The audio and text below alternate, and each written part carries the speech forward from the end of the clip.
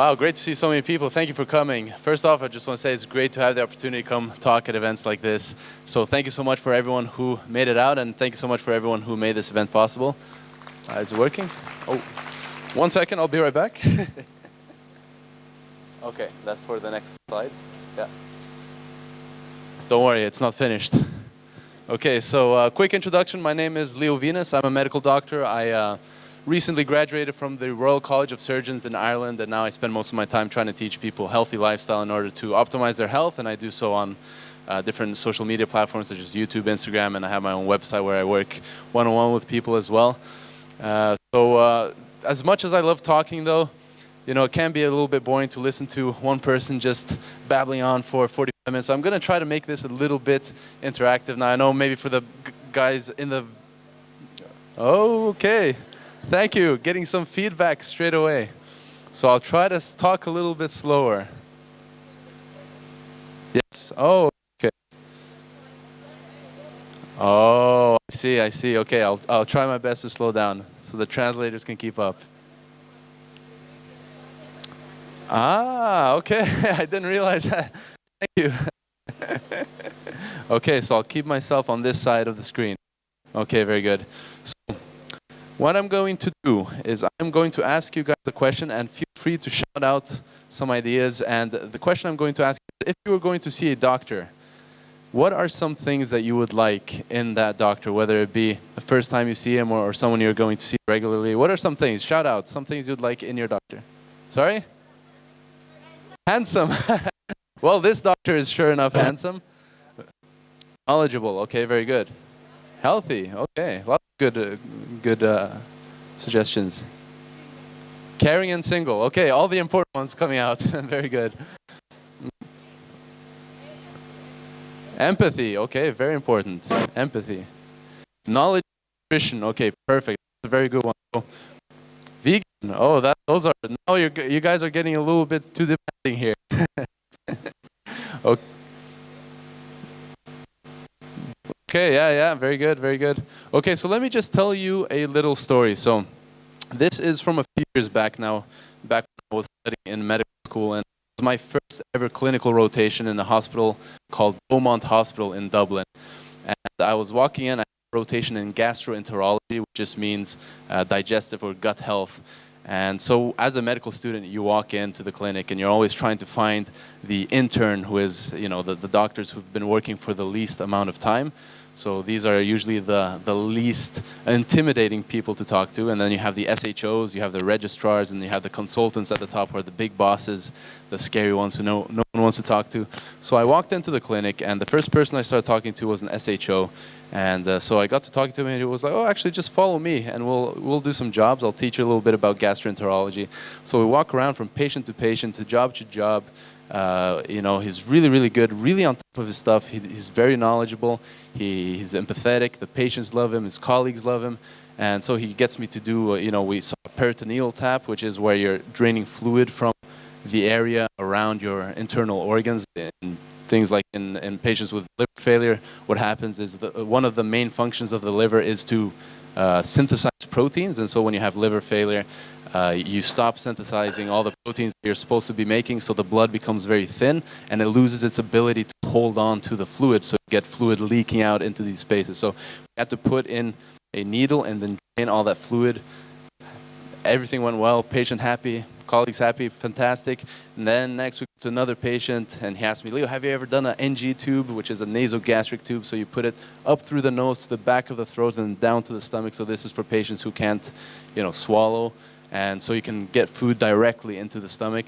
And so I was like, no. He's like, well, first time now, let's do it. And then, you know, he goes through first with a mannequin, a doll, and shows me how to do it. And then I do on the patient. Success, very good. So not only was he really good with everyone around him, but he was a really good teacher. And I just found myself looking up to him and saying, wow, you know, if I were to practice medicine in a hospital, I would really want to be like this doctor. He just really seems to know his stuff. And so, you know, we're walking and he gets a little bleep on one of these, you know, almost like a telephone call that they have on the belt. And they tell him, okay, so there's a farm rep lunch, come up. And he says, Leo, are you hungry? Come up with us. Oh, okay, free food, sure. You know, as a student, I'm not going to say no to free food. So we go up, and by the way, on a side note, this is one of the things I still find a little bit strange in medicine, even though it's in most countries illegal to get direct gifts or payments from pharmaceutical representatives. You still get these free lunches where the farm reps come and tell you what drugs to use, and it's a little bit strange. But anyways, we get up there, and being the gentleman he is, this doctor says, "Leo, do you want some cheese and ham sandwich?" I was like, "No, I'm okay, thank you." He says, "Oh, okay. Do you want some of this omelet?" And I'm like, "No, I don't eat that." He's like, "Oh, really? Why not?" And comes up, "Oh, I'm vegan, So I said, "Oh, what? You're vegan? Oh, wow. Okay, interesting. So I just have one question for you." And I go, "Oh, okay. All right, let's hear it. Ask away." This is, there you go. "Where do you get your protein?" And everything. I was looking up to you. How can you do this? No. And the reason I tell you this story is because, like I said, this guy was obviously a very intelligent guy. He knew his stuff, very good at his job. But this same person had no idea about nutrition. He thought as a vegan you'd have trouble getting protein. And this is not an exception. This is the norm. I can't tell you how many times I've talked to whether it be the SHOs, registrars, interns, or the big boss consultants, and they have almost no knowledge of nutrition whatsoever. I heard them all from how can you get calcium without milk, how can you get omega-3s without fish, protein without meat, right? And it's not their fault, like I said, it's not because they're stupid or they're not interested in helping people, it's just they're not taught. It's not in the medical program. In medical school, we're not taught this, and through professional training, we are not taught this either. So it's a very big shame, but I tell you this just because if you have it in your head, that idea that medical doctors are a reliable source for nutrition information, forget it. Perfect. Throw that out in the trash because it's not true. Okay, so that's the first thing. And then I want to say, imagine that doctor asked any of these four, where do you get your protein? What do you think about that? Yeah, especially the one on the bottom right there. Have any of you guys seen Game Changers? Yes, amazing movie. Very good. I think that movie is going to do so much good for the world. But yeah, just in terms of the medical education then, just so you guys know, because I recently, I only graduated this year, so I'm basically, a lot of people think, oh, maybe doctors back in the day didn't get taught nutrition, but nowadays I'm sure, because, it's such an important thing. Nutrition is so important for health. It only makes sense that as the health experts in society, doctors should know a lot about nutrition, right? It only makes sense. But as someone who just graduated this year, I can tell you, we were taught the food pyramid right here. So the food pyramid from 1992. That's what we're being taught today in medical school. So yeah, I know it's depressing, but this is, obviously I can only speak for my school and my experience, but a lot of my colleagues who I've spoken to from other countries around the world have similar experiences where it's barely any nutrition, if any whatsoever. And so medical doctors on average know little more than your average person around nutrition. So it's important to keep in mind. Now, the other thing I always love to talk about is evidence, because we've never lived in a time as today where we have a greater access to information, right? Everywhere you look, you can find so much information about every single topic, but then it becomes difficult to sift through the information and see which kind of information is good information and which kind of information is bad information. And this is something that we talk a lot about in medicine, because as doctors, we can't just give advice to patients based on gut feeling, or I think I heard somebody say that this is good, or anything like that. So everything has to be evidence-based, and so this is a concept that I think everyone should be taught, should be implemented in all schools, because being factually based is so important when it comes to aligning yourself with the truth rather than opinion. So I'm going to show you guys the hierarchy of evidence. So this is basically what the entire medical field uses to base their advice on. So like I said, everything has to have some sort of study, some sort of evidence in the scientific literature for you to be confident giving that advice to patients. And so I'm just going to go through this and talk a little bit about the different types. So the very bottom of the hierarchy of evidence, you have animal and laboratory studies. And the reason this is at the very bottom and it's not very reliable is because a lot of times biological processes that happen outside of the human body in a test tube or in a petri dish or in an animal from a different species than human beings is actually quite different from how things happen in our body. So it's oftentimes not very relevant to our biology, to our specific circumstances. So it's very dangerous to base your opinion solely on this type of information. And the other thing I like to just mention on a side note is that there's actually, to my knowledge, in most countries today, there is no such thing as vegan medicine. All medications are not vegan, and the reason for that is because for them to be approved, all medications in most countries have to go through animal testing before it can go on to human testing. And there's a few problems with that. So number one, a lot of things that end up being safe in animals other than humans, when they get tested in human beings, it actually ends up being very dangerous in human beings. So it can give a false sense of security.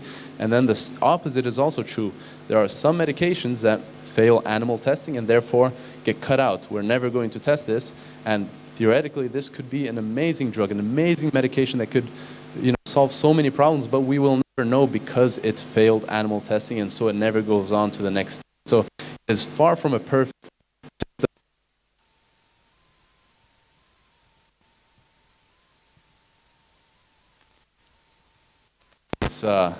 It's a imperfect system, needs to change, and the reason I'm mentioning this, I don't want people to stop taking medications. Obviously, as vegans, I think people are trying to do the best to their abilities in terms of avoiding harm to other animals. However, I think it's completely unreasonable for you to sacrifice yourself or something like that because you don't want to take a medication because it's vegan. I think we should rather focus on changing the system. If it's a life-saving medication, definitely take it, whether it's vegan or not. That's my recommendation. Now, the next section here, case reports, case series, narrative reviews, expert editorials. The one I really want to focus on here is expert opinions.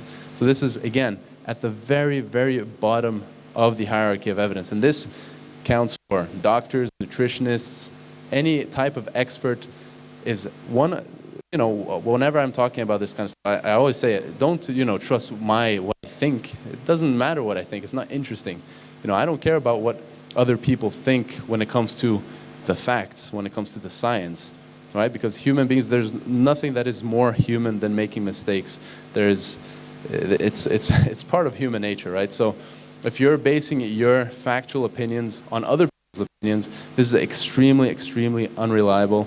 And, so whenever you're trying to get to the truth, the bottom of something, don't base that on a personal opinion. Always look at the facts. The facts only come from the top sections of the hierarchy of evidence. So going up, we have case control studies, which are places where you compare disease rates in different populations and see if there are different rates depending on exposure risks. You have cohort studies. So prospective cohort studies are where you take, again, two groups of people. You try to control for as many of the things as possible, and then you see, okay, smokers versus non-smokers for 30 years, for example, if there's different rates of lung cancer, right? So this is the type of studies that were done a lot to actually find out that smoking caused lung cancer. And then even higher up, we have randomized controlled trials. So you have something called double-blinded, placebo-controlled randomized trials. So this is basically the gold standard for testing medications, and this is where the doctors don't know who's getting what, the patients don't know who's getting what. They're in a controlled center, so you know exactly what's going in and out.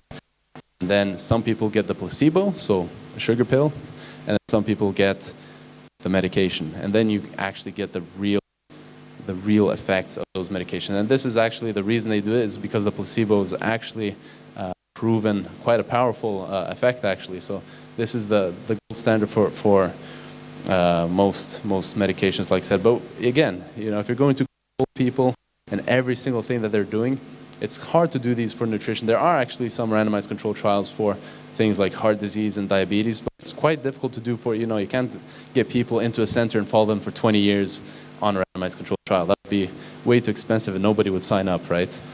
And then at the very top, or almost at the very top, you have meta-analyses and systematic reviews. So this is basically where they take a large number of studies that are looking at similar outcomes, similar endpoints that they're investigating, and they're putting all of that data together to increase the power of the study, so to increase the reliability of the conclusion. So whenever you're dealing with research, the bigger your sample size, the more likely that the conclusions you come to are going to be correct, right? So this is why they do these meta-analyses and systematic reviews, where they're trying to get as much high-quality information and so that their conclusions are correct. And at the very, very top, you have clinical practice guidelines. So the reason this is at the very top is because you have professionals who are good at reviewing studies, who are good at reviewing statistics and research, and they're putting exactly what we're talking about, all the evidence in certain fields together to come to the best evidence-based recommendations. So a great example of this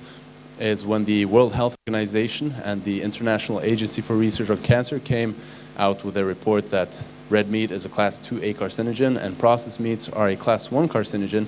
That was done by 22 of the leading experts in the world, taking over 820 studies and putting all of that data together to come to that conclusion, right? So huge, huge amount of work, and you can imagine it's difficult for someone who, you know, has a family or has a different job or who doesn't have the required knowledge it's just unrealistic to expect everyone to do that by themselves, and that's why the clinical practice guidelines can be so important. Now, I'm sure you guys have, or many of you have probably experienced this, where you have something like the World Health Organization's reports, right, which is based on a huge amount of work and a huge amount of evidence, over 800 studies, and then you have someone say, oh, well, I found this study that shows meat is good for you, right? How many times have you guys heard that, right? So you can't compare. That's the problem as well with the media. The media oftentimes compares these two as if they were equals, whereas one is a very, very high quality evidence, the other one is just one study. And one study is always just a small piece to a large puzzle. You can't just base your opinion on one study. So if you ever hear someone say, well, I found a study that proves this, that's already incorrect, because one study by itself never proves anything. It's just one small piece. Okay, so here, I like this quote. I actually had to look up the guy who did the quote, because one time I did a talk and I had a quote on and I said, oh, so I found this quote by this guy called Siddhartha Gautama. Yeah, it's an amazing quote. And then I said the quote, and then at the end of the talk, someone came up to me and was like, yeah, Leo, I liked your talk. I was like, oh, thank you. He says, by the way, you know that the quote you took, you know that guy, right? It's Buddha. And I was like, oh, okay, that was embarrassing. So now I checked out who the guy is. He's apparently one of the most famous American self-help authors and motivational speakers. He used to do counseling, psychology as a professor, and I just really like this quote. The highest form of ignorance is when you reject something you don't know anything about, right? So how often do you see people criticizing others when they have no idea what they're criticizing, right? Or saying that they know something, whether it be nutrition, lifestyle, sports, any cultural beliefs, anything like that, and they say, this is how it is, and yet they have no fund of knowledge to back that opinion. There's another quote, actually, I don't have it here, which is, the greatest enemy to mankind is not ignorance, it's illusion of knowledge. That's another great one, right? It's people thinking they know something, when in reality, if they just accepted that they were ignorant, that would actually be much better. Because if you accept, I don't know this, you're open to learning about it. Whereas if you're trying to say, oh, I know everything, right? You kind of lock yourself in that position, like, I know this is to be true, then you're kind of stopping yourself from progressing any further. And I believe a lot of times the same with the evidence, right? I say don't listen to personal opinion, listen to expert opinion, listen to the evidence, because that's the most realistic. So I think we should always try to align ourselves with the most realistic concepts, and when it comes to ignorance, I think there is probably nothing more unrealistic than thinking that you know a lot.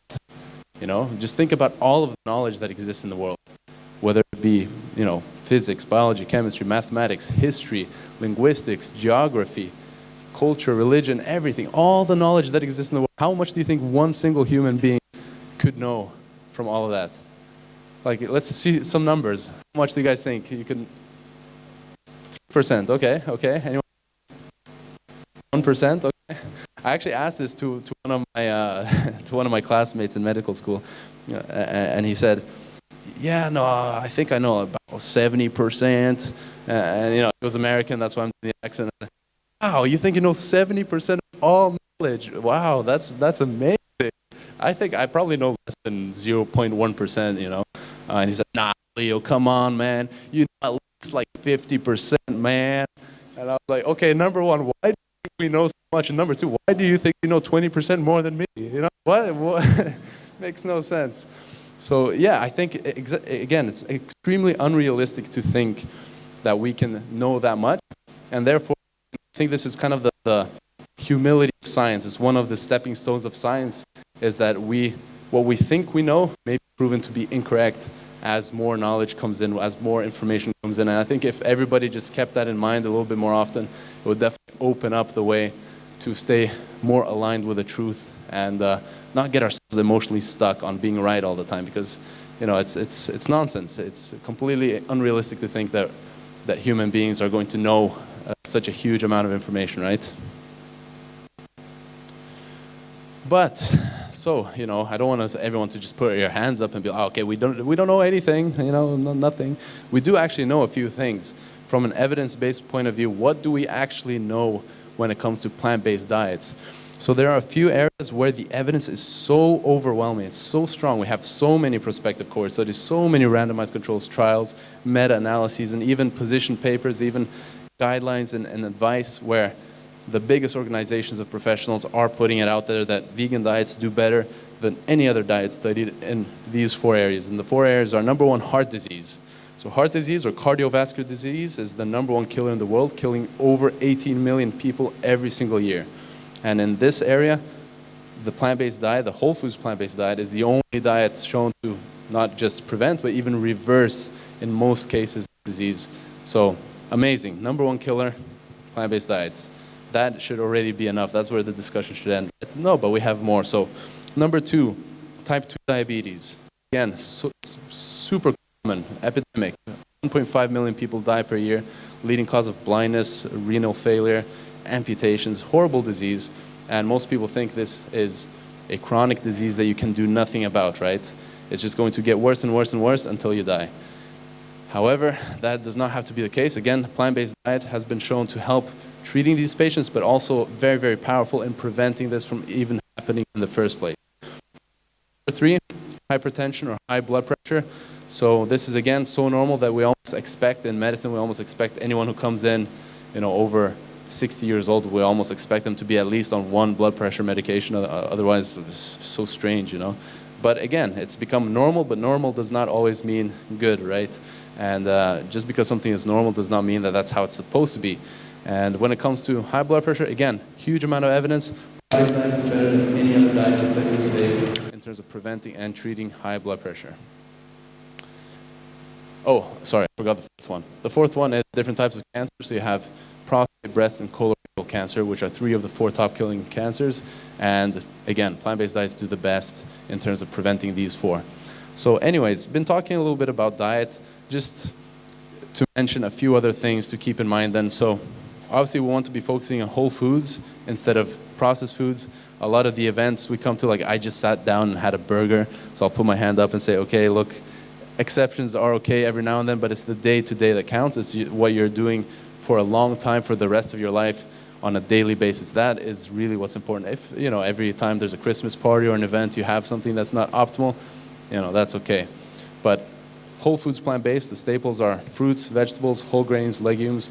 Add some nuts and seeds, depending on, the only problem with nuts and seeds is that they're extremely healthy, but they contain a lot of calories. So if you're trying to lose weight, try to minimize it to 1 handful a day. And then herbs, spices, make water your drink of choice. Those are basically, you know, there's so much confusion around nutrition, but it doesn't have to be that complicated. You can actually make nutrition quite simple. It doesn't have to be this, you know, laboratory, like calculating everything. It doesn't have to be that difficult. The principles of a healthy diet are actually pretty simple, and the benefits, like we talked about, are huge. Now for the rest of the talk, sorry, am I speaking too quickly again? A little bit? Okay, so for the rest of the talk, I am going to speak about some of the other lifestyle factors. Because, you know, a lot of times we say, oh, it's all about exercise, right? It's only exercise that makes us healthy, or it's all about diet, or it's all about genes. I think humans are a little bit dualistic. We like to think everything black or white, right or wrong. But we have evidence for quite a few lifestyle factors that do optimally or optimize our health, do improve our long-term health. And so diet is definitely one of the most important ones, but it's definitely not the only one. And there are a few other things that we can all do to improve our health. One of them, as I mentioned, exercise. So you don't have to go to the gym 2 hours a day or anything like that, right? You know, again, a lot of extreme trends in society where either you just couch potato, sit and watch Netflix all day and eat potato chips, or, you know, run marathons and Ironmans and all, but it doesn't have to be that extreme. The World Health Organization actually recommends 150 minutes a week of moderate intensity exercise or 75 minutes of vigorous intensity exercise per week. So it's not that difficult to reach those numbers. You probably get some more benefits if you even go to twice that, so either 300 of moderate intensity or 150 of vigorous intensity per week.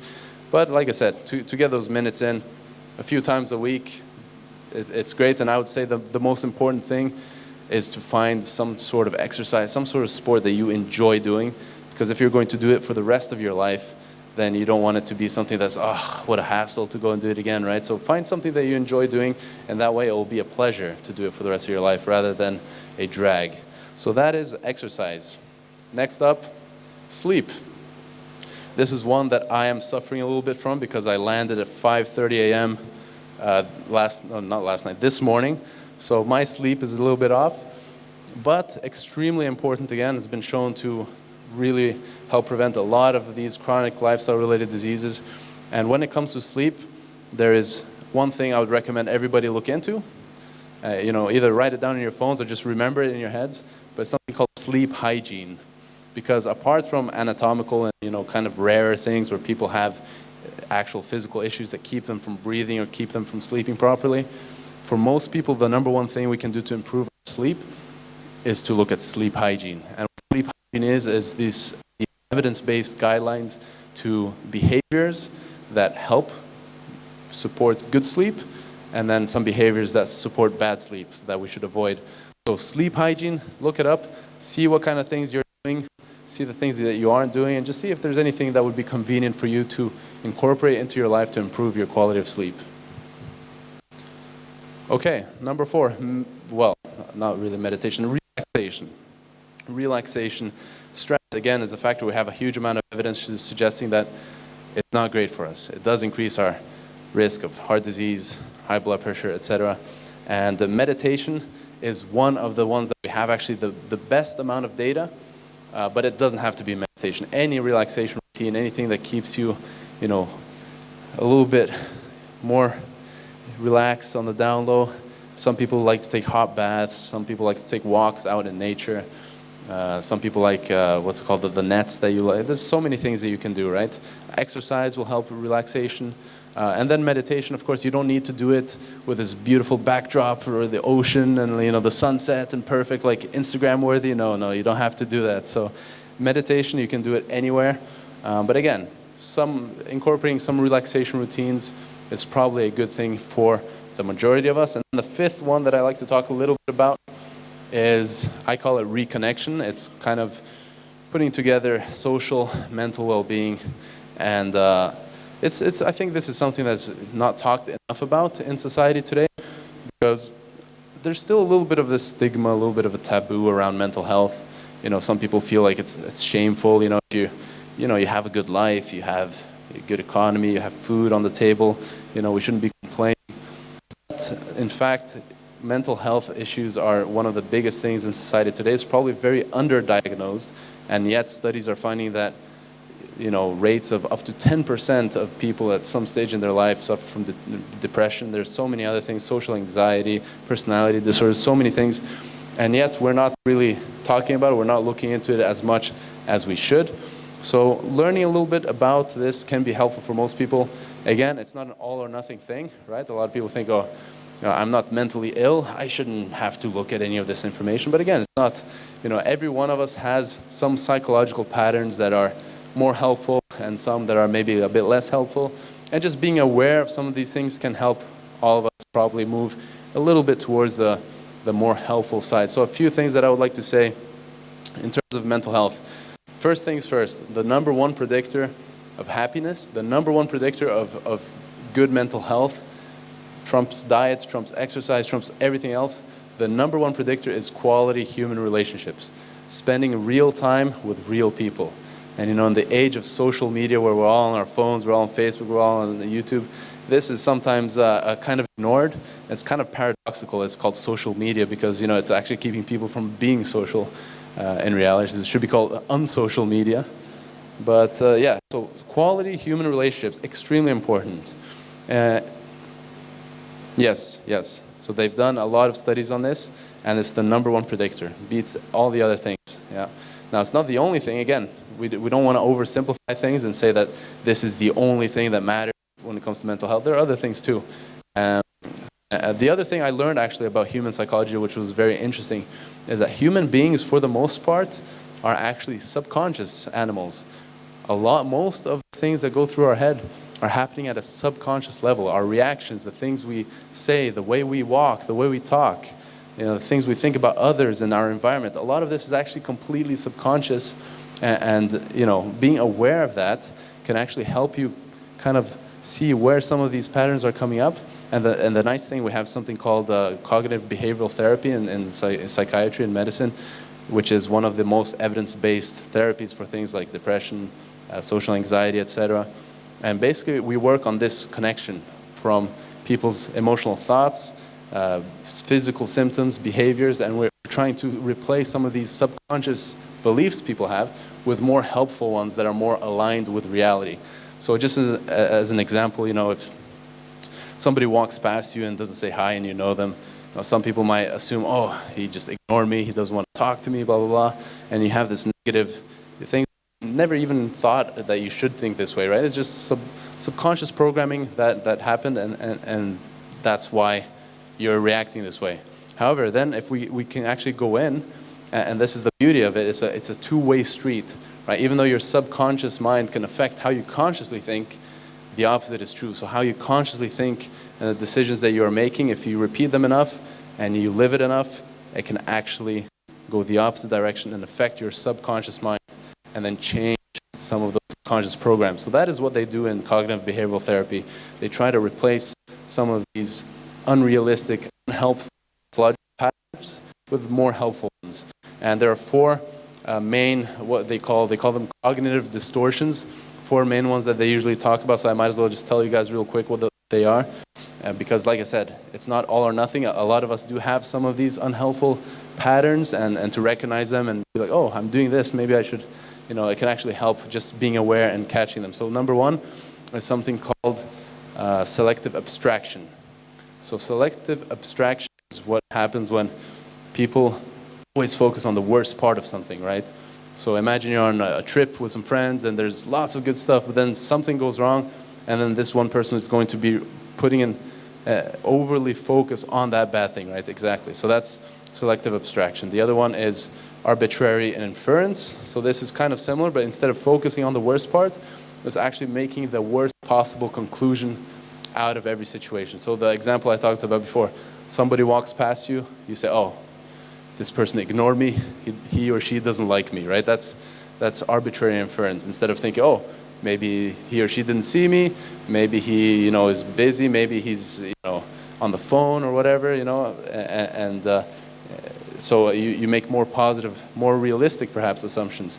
Third one then, we have overgeneralization. So this is where you make you generalize conclusions about your own personal worth from one example.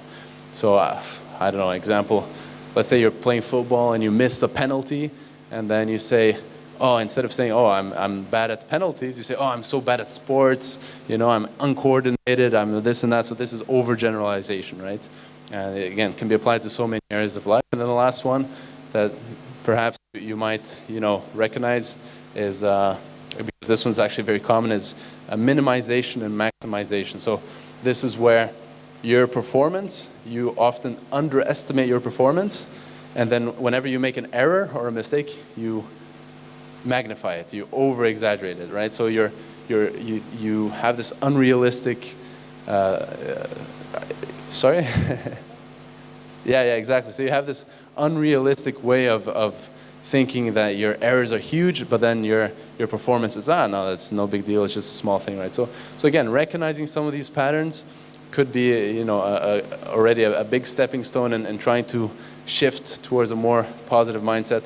But anyways, this is like in my opinion, a very, very interesting human psychology, behavioral psychology, extremely interesting stuff. And hopefully, as the taboo washes away and people start talking about it, we're going to do more and more research and learn more and more about this stuff, because it is super, super key, super important for health as well. Last thing, I don't know how we're doing for time. I think we have a few more minutes. So I'm going to talk a little bit about the pillars of medical ethics, because this is, again, you know, as doctors, we try to be ethical, we try to live up to the standard, and we're actually viewed as one of the professions that still are viewed pretty positively by most of society in terms of being reliable and wanting to help and wanting to do the best for their patients. And so the 4 pillars of medical ethics, you have first autonomy, which means allowing people to reign over themselves, reign over their own bodies, make their own decisions. So you're not going to force someone through a treatment if they don't want to do it, right? People have the right to decide what they do with their own bodies. So that's autonomy. Then you have beneficence, which is trying to help, trying to do good, trying to do your best to solve whatever problems your patients are coming in with, right? Then you have non-maleficence. This is the do no harm, I'm sure many of you have heard of. So obviously, if you have a treatment that is not really going to help someone but has the potential to really harm them, then you don't want to do it because of non-maleficence. So you don't want to harm people when you don't have to, right? And then the last one is justice, pretty self-explanatory. You want to be fair to your patients, and this one comes a lot in terms of allocating resources, that you don't want to treat, you know, one patient over another, etc. And these are the 4 pillars that we're always wrestling with in the medical industry, and we're trying to use in order to make sure our decisions are ethically correct. And the reason I also like to talk about this is because, you know, in medicine we talk a lot about this ethics, but we are only talking about it towards patients. But if you just expand this a little bit towards outside of medicine, and you think about people in general, society in general, maybe even animals in general, maybe the planet in general, then you can start seeing that if you're applying a lot of these, you know, a lot of these concepts, a lot of these ethical pillars that we use in medicine to other areas of life, then you will start seeing a lot of overlap with some of the concepts behind veganism, which I'm sure many of you are familiar with as well. So I think this is something that is, you know, very beautiful about humanity, is that we have the potential to do so much good as well, and we have the potential to kind of raise above this kind of jungle of survival of the fittest, etc. And you know, I've tried not to talk too much about ethics in the past, because a lot of times, you know, people view, oh, if you're talking about ethics, you're emotional and you're not being factual, you're not going to be logical. And you know, obviously this can be true. Otherwise, the only logical people in society would be psychopaths, right? Because, you know, if you can't have any emotion to be logical, then psychopaths would be the only logical people on the planet. So obviously they're not mutually exclusive. You can have emotions and still be logical in your thinking. And I don't think, you know, anyone, whether you be a scientist or not, having compassion for the weak, you know, helping the innocent, remorse for the helpless, these are, like I said, one of the most beautiful values that we have as humanity, and being ashamed of that, whether you're a scientist or not, is nonsense. So I don't think anybody should ever be ashamed of those things. And yes, I guess that is it. That is, I actually wasn't sure if that was the last slide or not. So that is the end of my talk. I hope you guys found some of this information interesting. I definitely think, like I said, this is one of the most important things. Of course, if you're wanting to optimize your health and you want to be around and be healthy and feel good for as long as possible, then we want to incorporate as many of these things as possible. Obviously, you can't be 100% on all of the factors, but incorporating as many of these things as possible is going to give you the best effect instead of just focusing on only diet or only training or whatever. If anyone has any extra questions, I'll probably be outside the lecture room around. Oh yes, so I studied in Ireland, but I'm not Irish. I'm half Norwegian, half Brazilian. Very strange mix. Yeah. So yeah, it's opposites, like the polar north and the tropics. But yeah, so like I said, I'm going to be probably outside there. If anyone has extra questions, you can also contact me on Instagram at Dr. Leo Venus, and also I have a YouTube channel. And my email is also contact@drvenus.com. So anyways, hope you guys enjoyed. Thank you so much for your time. And yeah. Thank you, Leo.